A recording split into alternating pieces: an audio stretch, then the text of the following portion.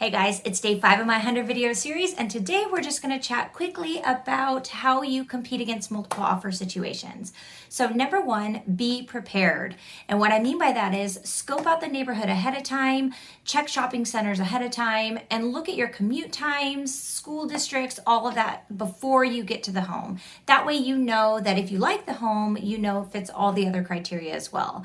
The second thing you can be prepared with is with your pre-approval. Make sure you're pre-approved, and then also make sure your lender's on board and understands and knows that you are out shopping that day. So that way, if you do need to redraft your pre-approval letter to suit that sale, I should say suit that house. And what I mean by that is most lenders want to adjust the address on the pre-approval to match that home. And then also the price wants to reflect exactly what you're planning on offering. So a lot of times the lender needs to be prepared ahead of time to know that they need to be on standby to make sure that they get that to you.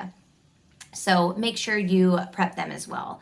Number 2, you want to make sure that your realtor is reaching out and building rapport with that other realtor.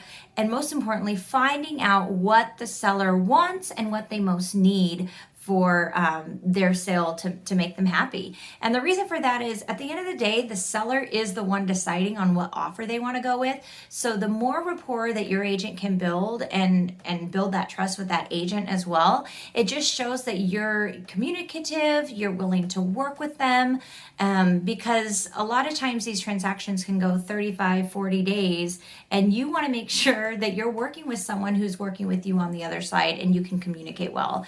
So make sure that your realtor is chatting with that other agent and seeing what does a seller want.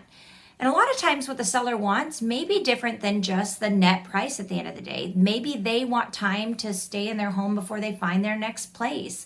Maybe they need a quick close. Maybe they need no repairs or to sell the house as is. So there's a lot of things that the seller may want that appeals to them that could be different than just the price. So finding that motive is huge, huge, huge.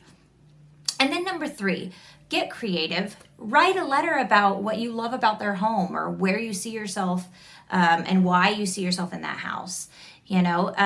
Make sure your lender is writing a letter about what makes them a great lender and why they think that you're most vetted to have the property. How easy are you going to be to work with when it comes to going through inspections and all of that? So another thing you can do is reduce the inspection period timeline. Be quick to get in there, do an inspection, or even schedule the inspection and write that up in the offer. So that way the inspection is already scheduled before they even accept. I mean, you can always cancel if it doesn't go through, right? So these are some things to get a little bit creative to make yourself stand out against the other offers.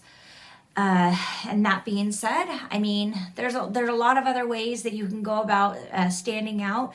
Chat with your realtor, make sure they know how to deal with multiple offer situations, and just ask them that question when you're going to work with them and see how they guide you through that.